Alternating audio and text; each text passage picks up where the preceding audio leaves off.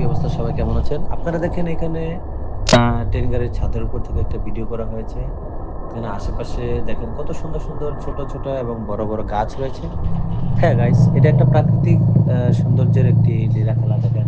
এখানে আশেপাশে কত ধরনের গাছ রয়েছে, কলা গাছ, কাঁঠাল গাছ, বিভিন্ন জাতের গাছ। আপনারা দেখেন মোটামুটি একটা আ পারিবারিক পরিবেশের ভিতর দিয়ে গাড়িটা যাচ্ছে। হ্যাঁ, অবশ্যই গাড়িটার আশেপাশে দেখেন কত সুন্দর, সুন্দর জায়গা রয়েছে। সবাই উদযাপন করুন।